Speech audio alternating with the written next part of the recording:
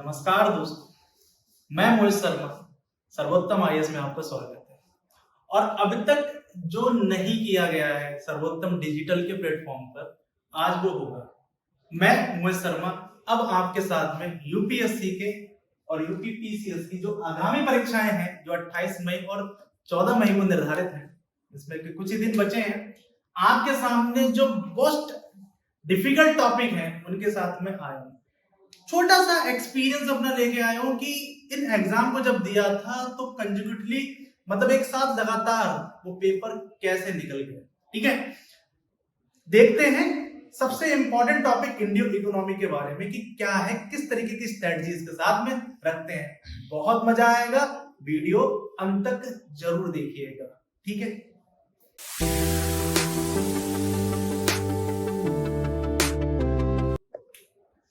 प्यारे बच्चों, मैं नहीं,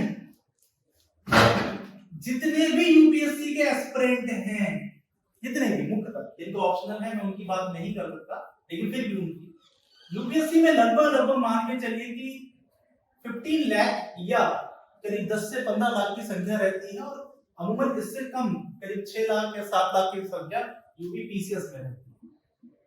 ये वेरिएबल है कि 6 से 7 लाख। जैसा कि आपको पता है कि प्यारे बच्चों, हर एक आदमी एक सपना लेके आता है कि यूपीएससी की प्रिपरेशन करना है और अधिकारी बनना है। लेकिन होता क्या है कि सबसे पहले प्रारंभिक परीक्षा होती है, और प्रारंभिक परीक्षा में क्या होते हैं, कुछ सब्जेक्ट्स होते हैं। कुछ सब्जेक्ट्स पर बच्चों की बहुत अच्छी कमांड होती है और कुछ की बहुत समस्या रहती है। ये मेरे साथ भी हुआ, अमूमन हर एक छात्र के साथ होता है। इन 15 लाख में जो वैकेंसीज होती हैं, जो कि आपको सबको पता है, ये सारे आयोग पहले से ही निर्धारित कर देते हैं। जैसे अब तो फिलहाल यूपीएससी में वैकेंसीज को थोड़ा सा इंक्रीज कर दिया गया है। ठीक है, 1000 सीट्स लगभग यहाँ पर है, और यहाँ पर भी लगभग 177 या 200 सीट्स रहती है। ठीक है, फिलहाल तो इसमें आपको, जैसे इस बार आपने सुना होगा कि पीसीएस का रिजल्ट आया था, और पीसीएस 2022 के रिजल्ट में जो एसडीएम की पोस्ट थी वो टोटल कितनी थी? टोटल थी 39। आपको इस पर टारगेट लेना है, क्योंकि हर किसी की मत परिस्थिति रहती है, डीएसपी भी हो सकती है और यहाँ पर आईपीएस या आईएफएस भी हो सकती है। और जैसे यहाँ पर गए जो मौजूदा नोटिफिकेशन है, तो वहां पर आपको ये भी पता चलेगा कि लगभग यहाँ पर भी 77 आपको आईएएस के लिए सोचते हैं। तो हमारी खाली बात यहाँ पर इन दोनों के लिए होगी कि इसमें कोई चीज रोड़ा ना पड़े। अब इन सब्जेक्टों में जो सबसे ज्यादा मददगार हुआ मेरे लिए, वो रहा ये सब्जेक्ट। अमूमन होता क्या है कि सारे बच्चों के लिए ये सबसे ज्यादा खतरनाक वो टॉपिक है जिस पे लिखेंगे क्या, क्योंकि सबसे ज्यादा फ्लक्चुएशन इसी के अंदर है। सबसे ज्यादा जो है वो फ्लक्चुएशन इसी के अंदर है। ठीक है, बहुत ज्यादा वेरिएबल एक टॉपिक है जो बेसिकली प्योरली कॉन्सेप्ट पे आधारित है। ठीक है, पहली बात तो हमारा ये जो कोर्स है वो बेसिकली दोनों लैंग्वेज में होगा, यानी कि बाइलिंगुअल है। ठीक है, बाइलिंगुअल का मतलब ना तो हिंदी वालों को समस्या होगी, इंग्लिश वालों को, ठीक है, भी समस्या नहीं है। जैसे इन्फ्लेशन को हम मुद्रास्फीति बोलते हैं। ठीक है, अब आप समझ लीजिए कि चीजें कैसी रहेंगी, आपको बिल्कुल जैसा आप चाहते हैं वैसा ही मिलेगा। ठीक है, तो सबसे पहले थोड़ा सा देखते हैं कि मतलब का क्यों है ये, और क्यों लोग इसको नहीं कर पाते। सबको पता है ये जो मार्क्स दिख रहे हैं ना, ये स्टैट्स है। पहली बात तो सबसे पहले इंपॉर्टेंट है कि हमें देखना होता है कि हम जिस रास्ते पे चल रहे हैं वो रास्ता सच में कठिन कितना है। ठीक है, उस रास्ते में कितनी उलझने आएंगी, और आप परेशान ना हो, मैं मोहित शर्मा आपके साथ साथ चलेंगे और इन उलझनों को समाप्त करेंगे। ठीक है, तो 2016 में हुआ ये है कि 29 क्वेश्चन आए थे, 2017 में फिर भी 29 क्वेश्चन आए थे, लेकिन अगर ये देखें तो 2022 में 21 क्वेश्चन आए थे। अब जो पेपर होना है वो 2023 का होना है। तो लगभग मान के चलिए कि मिनिमम क्वेश्चन जो है वो 14 क्वेश्चन है और 21 क्वेश्चन है। और मौजूदा जो इस बार कट ऑफ गई थी 2022 की, तो अभी पता नहीं है, 2022 का जब रिजल्ट आएगा तो पता चलेगी। 2021 की जो कट ऑफ गई है वो लगभग आप समझ लीजिए कि मैक्सिमम मैं आपको बताता हूँ कि 90 मार्क्स आउट ऑफ 200 में से है बेटा। इस बात को समझिएगा। इसका मतलब आप अगर सही सही क्वेश्चन अगर 50 करके आते हो, ये बेसिकली डिपेंड करता है 50 क्वेश्चन, मुख्यतः सारे टॉपर्स यही बोलते हैं कि आप अगर 60 क्वेश्चन कराते हो तो आप क्या है कि सेफ जोन में हो। ठीक है, हम 60 क्वेश्चन को भी टारगेट लेके चलते हैं, लेकिन हम सोचते हैं कि अगर ज्यादा हो जाए तो अच्छा है। ठीक है, क्योंकि अब क्या है, यूपीएससी में समस्या ये भी हो गई है कि अब ऑप्शन पे वो लोग खेलने लगे हैं। ठीक है, ऑप्शन पे कैसे खेलने लगे हैं वो भी मैं आपको बताता हूं, एक क्वेश्चन के माध्यम से बताता हूं कि उन्होंने बहुत सारी चीजें ये बताई कि वो सच में लिखी हुई है या नहीं है। जैसे आपने सुना होगा लास्ट टाइम का एक क्वेश्चन था जो चाय बोर्ड के ऊपर आया था, टी बोर्ड के ऊपर आया था, एक स्टैट्यूटरी बॉडी थी। ठीक है, इस तरीके से क्वेश्चन आया था, तो वो थोड़ा सा लिंक करके दे रहे हैं, यानी कि आपका इकोनॉमिक्स भी होगा और साथ में वो पॉलिटी को भी मतलब टारगेट कर रहा होगा। ठीक है, यानी कि दो मिक्स कंडीशन दे रही है। साथ में मेंस आंसर राइटिंग में, क्योंकि ये जीएस 3 का टॉपिक है जैसा कि आपको पता है। ठीक है, तो यहाँ पर ये मार्क्स लिखे हुए हैं, ये बेसिकली आपके सारे के सारे 250 मार्क्स में से हैं। और आपको सबको पता है मेंस आंसर राइटिंग में कि भाई 10 क्वेश्चन आते हैं, कितने 10 मार्क्स के। ठीक है, और 10 क्वेश्चन आते हैं आपके 15 मार्क्स के, और आपको सबको पता है कि 150 वर्ड, ठीक है, और 250 वर्ड। ठीक है, अभी हमारा जो प्लान चलेगा वो बेसिकली चलेगा कौन सा, प्रीलिम ओरिएंटेड, क्योंकि ये क्वेश्चन हमारे ये जो टारगेट है वो पास है। सर यहाँ पे कुछ मैंने बेसिक इंफॉर्मेशन लिख दी है कि कई सारे लोगों के साथ समस्या है, और जो बच्चे अभी तैयारी करना चाह रहे हैं उनके साथ एक सीन बड़ा खतरनाक है कि सर क्या हमें एनसीईआरटी पढ़ना जरूरी है। तो देखो हर किसी का अपना अपना एक कंडीशन है। ठीक है, एनसीईआरटी के पीछे का कारण ये है कि आप जब आगे की क्लासेस में जाते हो, जब आप ग्रेजुएशन करते हो, तो अमूमन क्या होता है कि जो सोशल साइंस वाला जो पोर्शन है उसे हमेशा जो बच्चा है वो एक लाइट मोड में लेता है, ये बात समझ लीजिएगा। और ये जितने भी प्रतिभागी हैं, जितने भी एग्जाम में बैठ रहे हैं, उनके साथ भी यही है। तो अमूमन है क्या कि वो सोशल साइंस को हल्के में लेते हैं और उस पर उनकी कमांड नहीं होती है, इसीलिए मुख्यतः सारे लोग आपको मतलब बताते हैं कि आप सोशल साइंस को एक बार पढ़ें, और वो उस टाइम इजी होता है। यानी कि बेसिक कॉन्सेप्ट, यानी कि मकान की नींव बनाने के लिए वो बहुत अच्छी चीज है। ठीक है, लेकिन अगर मैं आपसे ये बोलूं कि आप मेंस आंसर राइटिंग लिखने जाओगे तो थोड़ी दिक्कत होगी, क्योंकि वहां पर थोड़ा सा स्टैंडर्डाइजेशन चाहिए। आपको क्या है कि वेरिएशंस रखने होते हैं, कुछ करंट के टॉपिक साथ में डालने होते हैं। जैसे मैं आपको अभी बताता हूं, जैसे यूक्रेन और रूस का युद्ध चल रहा है। ठीक है, अभी भी समाप्ति की ओर नहीं है। उसकी वजह से भारत पे क्या इम्पैक्ट पड़ेगा। ठीक है, एक सिंपल सी बात, कंडीशन। दूसरी समस्या, अभी रिसेंटली आपने सुना होगा कि रूबल और रुपए को लेकर, ठीक है, चीजें चल रही हैं। दूसरा हमारा जो यूपीआई है उसके कंटिन्यूअस देश बढ़ते जा रहे हैं, जैसे यूके बाद ब्राजील है, फिर आपका इंडोनेशिया। यहां पर सीधे चीजें हैं कि कंटिन्यूस, अगर आपने यूएई का भी नाम सुना होगा। ठीक है, डॉलर को एक साइड रखते हुए अब सारे लोग रुपए की तरफ क्यों चल रहे हैं, ये कंडीशन ये है। दूसरा, अभी हमारी जो चीन की घनिष्ठता रसिया के साथ क्यों होती जा रही है। ठीक है, एक सिंपल सी। दूसरा, इधर इजराइल जो कि हमारा सेंट्रल एशिया है, वहां पर इतनी क्यों समस्या है। बहुत ध्यान से, क्या आने वाले समय में तेल जो अरब देश हैं, जो खाड़ी देश हैं हमारे, तो क्या उनके लिए आगे चलकर तेल की कंडीशन भी खराब हो जाएगी। जो आज उनकी इकोनॉमी का हिस्सा है, क्या वो इकोनॉमी दिक्कत में होगी। ये सारे सवाल होंगे जो बेसिकली एक स्टैंडर्ड, क्योंकि आपको यूज क्या करना है, आपको बेसिक कॉन्सेप्ट के साथ में ये जो करंट की नॉलेज है वो यूज करना है, क्योंकि एग्जाम्स में क्वेश्चंस आते हैं इसके लिए।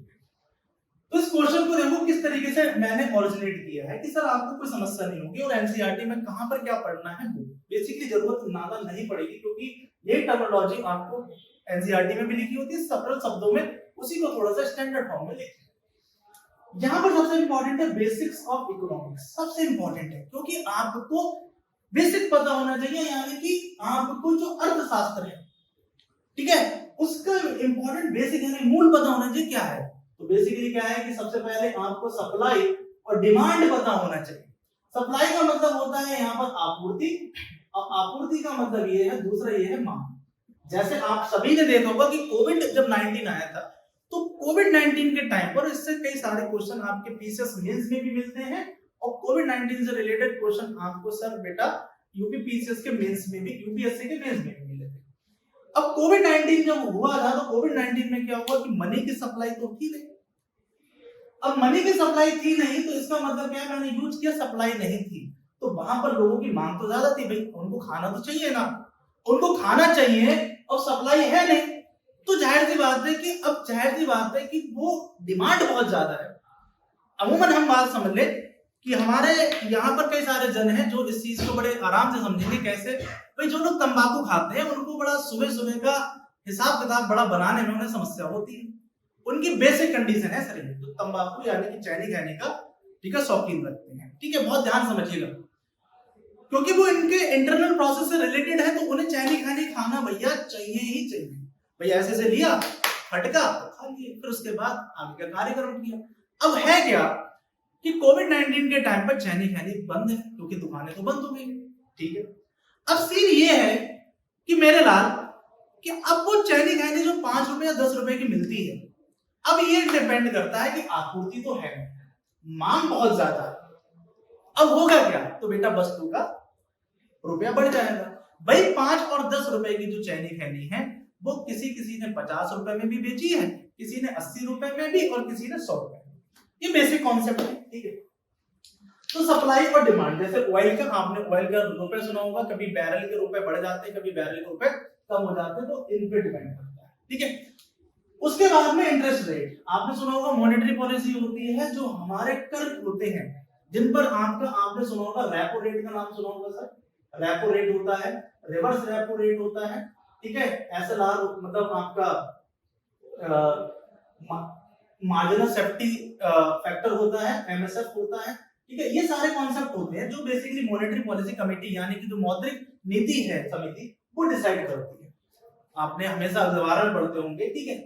फिर दूसरा ये इन्फ्लेशन, यानी कि इसको बोलते हैं महंगाई, यानी कि राइज, यानी कि जब वस्तु के प्राइस बढ़ जाते हैं। जैसे मैंने तंबाकू का एक कॉन्सेप्ट लिया कि इसमें वस्तु का मांग बढ़ गया, ठीक है, वस्तु के मांग बढ़ने से, ठीक है, उसके आप रेट बढ़ा सकते हो, यानी कि छोटी सी वस्तु है उस पर क्या है, उसके रेट बढ़ गए, ठीक है, प्राइस आपका बढ़ गया, इन्फ्लेशन, इसी को मुद्रास्फीति बोलते हैं। जो मैंने अभी मॉनेटरी पॉलिसी दी थी उसका नाम है मौद्रिक नीति।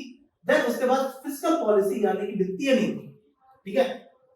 Balance of trade, balance of trade का सीन छोटा सा है कि भाई जैसे आप इंडिया में हो, अब इंडिया से मेरे लाल अगर आपको यूएसए में अब कोई सामान आपको भाई बेचना है और ये खरीदना है, अभी रिसेंटली आप रोज न्यूज़पेपर में देखते होंगे, चाहे कोई भी न्यूज़पेपर को फॉलो करें तो आप ये देखते होंगे या तो बेटा आप एक्सपोर्ट करोगे या फिर इंपोर्ट करोगे, होगा ना। अब इसी में बोलेंगे बैलेंस ऑफ ट्रेड। अभी रिसेंटली आपने सुना होगा कि रूस के साथ में फ्री ट्रेड एग्रीमेंट किया भारत ने, तो इसका मतलब क्या है कि भैया ना टैक्स तो हमसे लोगे ना टैक्स हम तुमसे लेंगे, ठीक है। फ्री ट्रेड एग्रीमेंट का मतलब यहाँ पे समझो। फिर उसके बाद नेशनल इनकम, ठीक है, राष्ट्रीय आय, काफी इंपॉर्टेंट टॉपिक है और बहुत एग्जाम में आता है क्वेश्चन। फिर एक आपका Indian banking and financial sector, आपने सुना होगा कि कई सारी बैंकों का, ठीक है, दूसरी बैंकों में विलय, ठीक है। जैसे आपने यहाँ पर शेड्यूल्ड कॉमर्शियल बैंक सुनी होंगी, एससीबी आपने सुने होंगे, ठीक है, जिससे एसबीआई है, पीएनबी है, ठीक है। कुछ आपने सर प्राइवेट फर्म भी सुनी होंगी, प्राइवेट बैंक जैसे एचडीएफसी है, एनबीएफसी आपने सुना होगा, ठीक है। एनबीएफसी के साथ में जो आपकी जो नॉन बैंकिंग है जो आपकी। फिर दूसरी कंडीशन क्या है कि आपने कुछ एग्रीकल्चर बैंक सुने होंगे जैसे नाबार्ड वगैरह, ठीक है। फिर उसके बाद बेटा आपका इकोनॉमिक ग्रोथ, ठीक है, यानी कि इकोनॉमिक ग्रोथ यानी कि आर्थिक वृद्धि क्या होती है, क्या ये एक इंटरनल टॉपिक है या एक एक्सटर्नल टॉपिक है, ठीक है, जब हम इसकी बात करेंगे। फिर दूसरा करेंसी, मुद्रा, आपने सुना होगा कि बहुत बार आता है कि $1 इक्वल टू हमारा 80 रुपीज हो गया, कभी कभी $1 इक्वल टू 78 रुपीज हो गया। तो कभी क्या होता है कि रुपए, कभी कभी इन दोनों का गैप कम हो जाता है, कभी कभी इन दोनों का गैप बढ़ जाता है, ठीक है। कभी कभी हमारा जो रुपया है वो सुस्त हो जाता है, कभी कभी दिक्कत होता है, जिससे आपका जो शेयर मार्केट है वहां पर भी ये समस्या होती है। दूसरा लास्ट में बेरोजगारी, जिसके लिए भाई हम सब दिक्कत में रहते हैं कि भाई बेरोजगारी बेरोजगारी, जहां पर आप आगे जाकर फ्लिप कर्व की भी बात करते हैं। तो अमूमन ये टॉपिक आप जो देखते हैं, जो आपके यहाँ पर मैंने आपको बताया 21 क्वेश्चन बताया, तो अमूमन यहाँ से सारे के सारे ये सारे प्रीलिम ओरिएंटेड क्वेश्चंस हैं। बहुत ध्यान से, कभी भी आपको तैयारी करने में दिक्कत नहीं होगी, ये मेरा वादा है, ठीक है। कि आपको अगर समझ में आ गया कि भाई रास्ता ये है, ठीक है, अंधेरा है, भाई अंधेरा है ना, तो अंधेरे में अगर ये रॉड है, मतलब अंधेरा है, अंधेरा रास्ता है, तो आपने देखो व्हाइट स्ट्रिप है लगी हुई है, कोहरा बहुत होता है तो लोग कोहरे को मतलब वो व्हाइट स्ट्रिप को पकड़ पकड़ के आगे चलते हैं। ठीक है, चुनौतियां सबके जीवन में आती है, उन चुनौतियों को स्वीकार करके आगे बढ़ना होता है। ये बात समझिए बहुत ध्यान से। यहां पर अगर हमें पता चल जाए कि भाई किस सेक्टर को पढ़ना है किस सेक्टर को नहीं पढ़ना है, इंपॉर्टेंट ये बन जाता है, तो हमारा सिलेक्शन के चांसेस ज्यादा बढ़ जाते हैं। ठीक है, मतलब प्री और मेंस तो हो जाता है। ठीक है, फिर आपका डेवलपमेंटल और टॉपिक्स है जो विकास है। ठीक है, जो क्योंकि आप इंडिया की अगर बात करते हैं तो अभी से देखिए ये बात तो हो चुकी है कि भाई 2047 तक, ठीक है 2047 हमारे जो माननीय प्रधानमंत्री जी हैं उन्होंने ये बात कही कि भाई इस टाइम तक विकसित देश बन जाएगा। ठीक है, ये तो हम देखेंगे कि विकसित क्या होता है, विकास क्या होता है, यानी कि आप डेवलप्ड कंट्री बन जाएंगे। मान के चलिए जो समय अमेरिका है वो 2047 में आपको भारत दिखेगा। ठीक है, अब डेवलपमेंटल टॉपिक्स है तो जाहिर सी बात है ब्रॉड टॉपिक्स है, वो आपसे यहाँ नहीं पूछेगा। तो यूपीएससी वाले लोग अब होता क्या है, वो आपसे क्वेश्चन के, भाई वो आपसे मिले तो है नहीं, यूपीएससी वाले आपसे मिले नहीं, तो वो अपने क्वेश्चन के माध्यम से आपके पास आते हैं कि भाई हमारे क्वेश्चन के जवाब दें। अब जो होते हैं कई सारे लोग होते हैं, उनके बिल्कुल उनके हिसाब से क्वेश्चन देते हैं, तो जाहिर सी बात है उन्हें मार्क्स अच्छे मिलते हैं। और ये एक ऐसा पेपर है जिसमें सबके मार्क्स लो रहते हैं, ये सारे बात समझ लीजिए। तो इसमें जैसे एग्रीकल्चर है, जैसा कि आपको बताया है कि 3 सेक्टर होते हैं, agriculture, manufacturing and service sector होता है, और चौथा सेक्टर आपके बनने वाला है जिसका नाम है स्पेस सेक्टर। ठीक है, कि बहुत सारे जो लोग हैं वो स्पेस सेक्टर, क्योंकि स्पेस टूरिज्म नाम की भी एक चीज आ चुकी है। तो एग्रीकल्चर है, फिर सर्विसेज है जो सेवाएं हैं, जैसे आपने सुना होगा कि जो बैंकिंग है वो एक सेवा है, रेलवे एक सेवा है। ठीक है, फिर डेवलपिंग यानी कि विकासशील की बात हो रही है। फिर जो डेवलपिंग थिंग्स है, जो आपका जो विकास की चीजें हैं, जो हमारी एक्सटर्नल ऑर्डर वेरी है, यानी कि देश के अंदर और क्या चीजें होनी चाहिए जिससे देश की हर एक लास्ट मतलब पीपल तक वो सारी चीजें जाएं, जो बेसिकली वो थोड़ा सा रिलैक्स महसूस करें। फिर बैंकिंग है आपका, ठीक है, क्या रोल है आपकी इंडियन इकोनॉमी में बैंकिंग का। ठीक है, साथ में फाइनेंशियल मार्केट है, जो वित्तीय बाजार है। ठीक है, क्योंकि आपने सुना होगा कि जब हम इंडियन इकोनॉमी की बात करते हैं तो बेटा यहाँ पर सीन क्या है कि आप सर अपनी इकोनॉमी को हो सकता है कि सोशल रखना चाहते हो, जैसा कि रसिया ने किया था। ठीक है, रसिया ने सोशल इकोनॉमी की, भाई ठीक है यहाँ पर हम मजदूरों को ज्यादा, मतलब जो भी लेबर पार्टी है, लेबर है, उसको हम ज्यादा लगाने की कोशिश करेंगे। मेरी बात ध्यान समझिएगा। ठीक है, फिर कुछ ऐसे जो लोग आए जो बेसिकली क्या चाहते थे कि भाई इस सोशल को हटा देना चाहते थे। अब सोशल के बाद अब वो कैपिटलिस्ट इकोनॉमी की तरफ बढ़ गई, जहां पर मशीनों को यूज करा जाता है। ठीक है, मशीन, क्योंकि भाई जहां पर प्रोडक्टिविटी एंड प्रोडक्शन ज्यादा बढ़ेगा, भाई यहाँ पर क्या है, लेबर अपनी मनमानी कर सकती है, यहाँ पर ये तो नहीं है। ठीक है, यहाँ पे कैपिटल इकोनॉमी है। ठीक है, फिर भारत के अंदर ये दोनों चीजें चली थी, इसमें एक इकोनॉमी और आती है जो आगे हम पढ़ेंगे, मिक्स्ड इकोनॉमी। तो भारत दोनों चीजों को आपका यूज करता है। ठीक है, यानी कि सोशल इकोनॉमी को भी यूज करता है और कैपिटलिस्ट इकोनॉमी को भी बात करता है। ठीक है, क्योंकि हमारे मार्केट और गवर्नमेंट दोनों की बात मानी जाती है। ठीक है, मार्केट और इसमें गवर्नमेंट की भी बात चलती है। ठीक है, ये यहाँ पर सीधा था। देन उसके बाद पॉवर्टी। अब पॉवर्टी में भी आगे जाके नाम ये पढ़ोगे कि भाई एब्सोल्यूट गरीबी भी, यानी शुद्ध गरीबी भी नाम की एक चीज होती है।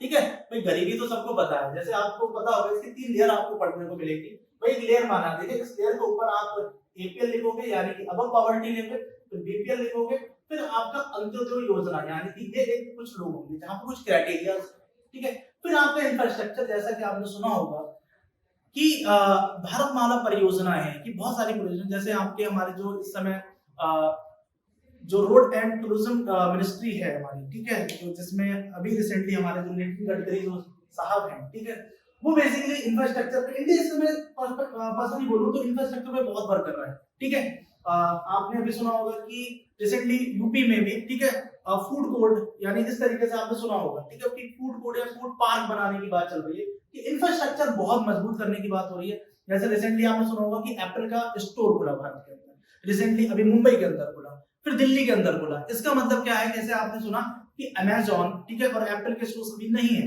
इस बात को समझिएगा। तो बाहर की कंपनी हमारे यहाँ पर आ रही है, और जैसे ही एप्पल का स्टोर आया तो आपने आज की न्यूज में पढ़ा होगा कि लगभग 10 लाख नौकरियों का सृजन हुआ। ठीक है, जिससे लोगों को 10 लाख रोजगार मिला। ठीक है, इस बात को समझिए। तो यहाँ पे इंफ्रास्ट्रक्चर, तो बेटा बेसिकली ये ब्रॉड टॉपिक है, तो ये जाहिर सी बात है कि कवर कहाँ पे होंगे, मेंस आंसर राइटिंग के लिए।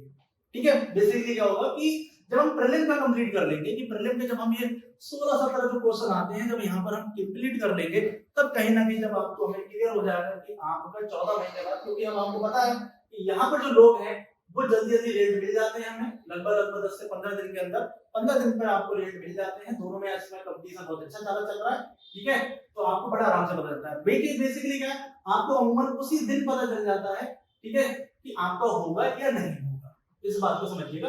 लेकिन फिर भी मैं आपको बताऊं कि सर अगर आप यहाँ पर 50 से 60 क्वेश्चन कर लेते हैं तो आप सेफ स्कोर में है, लेकिन ये पेपर के तरीके पे डिपेंड करता है।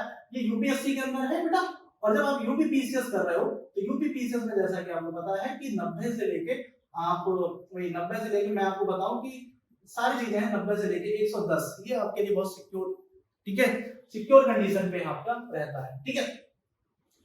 दूसरी कंडीशन क्या है कि पॉलिसी मेकिंग। तो सर ये देखो जो नीतियां हैं, तो ये बेसिकली क्या है, ये करंट अफेयर्स रिलेटेड टॉपिक है। करंट रिलेटेड टॉपिक क्यों है, क्योंकि देखिए ध्यान से, इकोनॉमिक प्लानिंग है कि भाई हो सकता है कि अभी रिसेंटली कोई कंडीशन ऐसी आ गई, जैसे अभी रिसेंटली आपने सुना होगा कि चाइना में जो जिनपिंग साहब है, उन्होंने बेसिकली क्या यूज किया, उन्होंने क्या करा कि भाई बहुत कुछ बड़ा होने वाला है, अब किसी की निकटता बढ़ती जा रही है, किसी से दूरी होती जा रही है।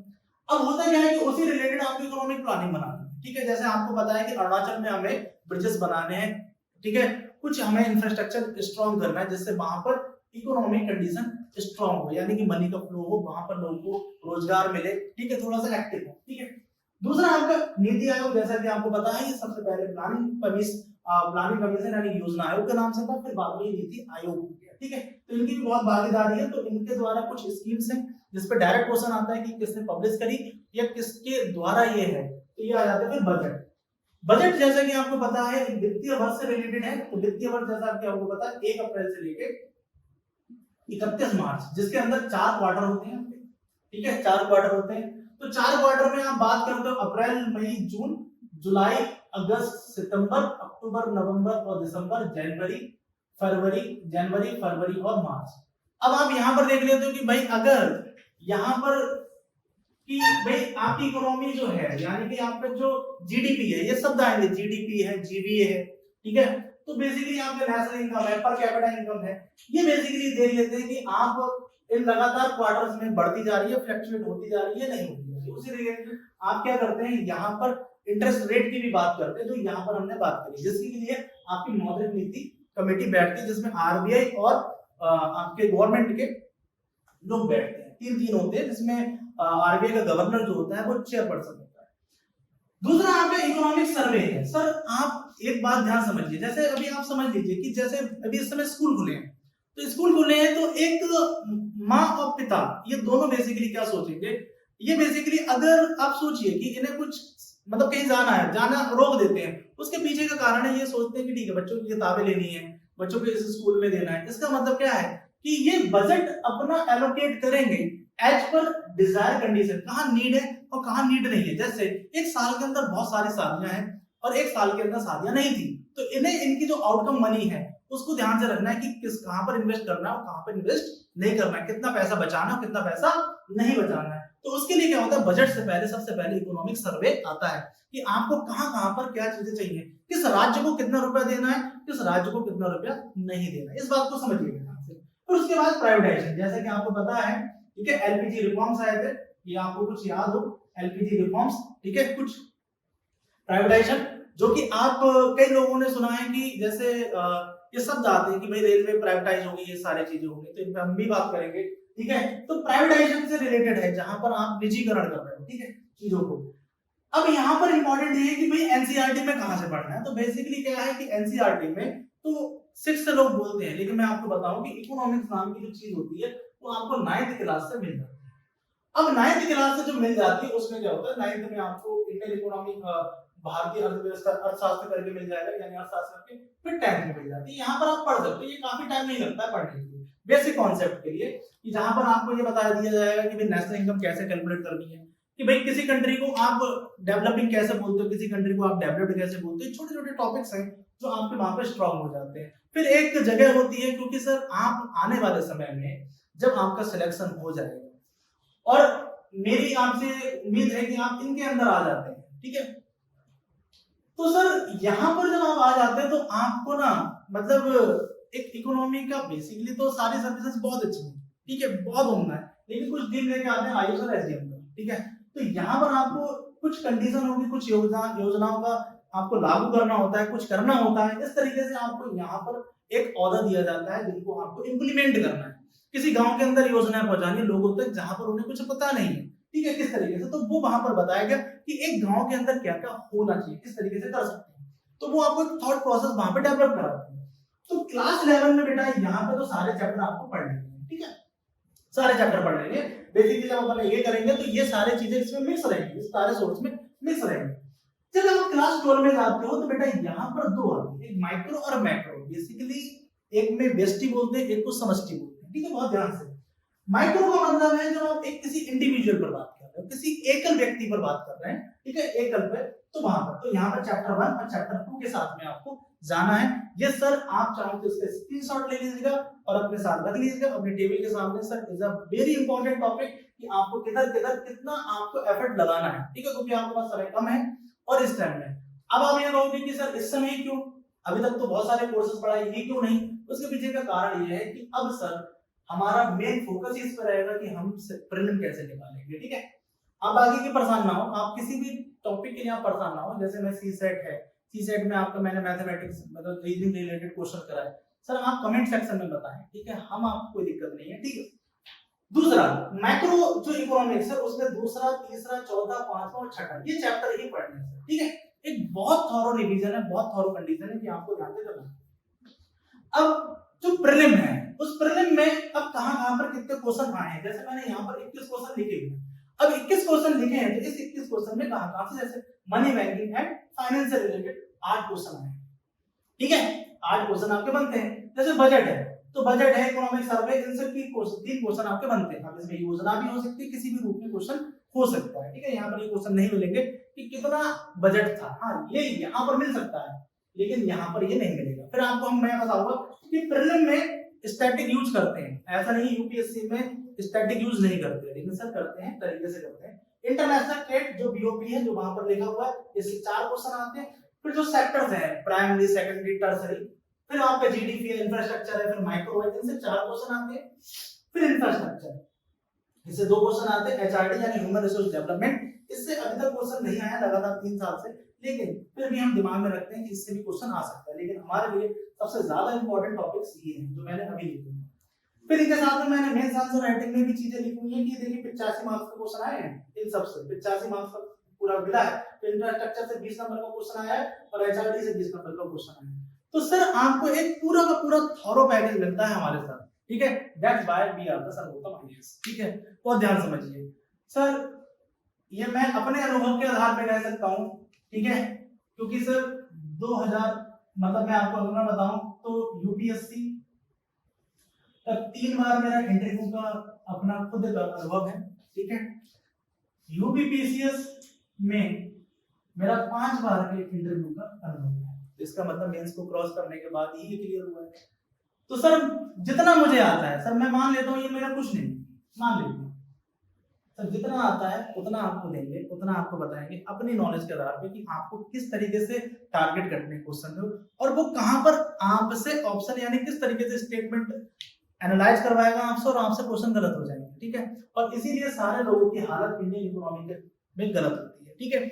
अभी क्या है कि हम पूरे का पूरा फोकस करेंगे प्रीलिम पर क्योंकि हमारा प्रीलिम है, ठीक है। अभी हम उन टॉपिक को उठाएंगे जिस टॉपिक से सबसे ज्यादा क्वेश्चन बनते हैं, जहां पर आपको दिक्कत ना होगी, ठीक है।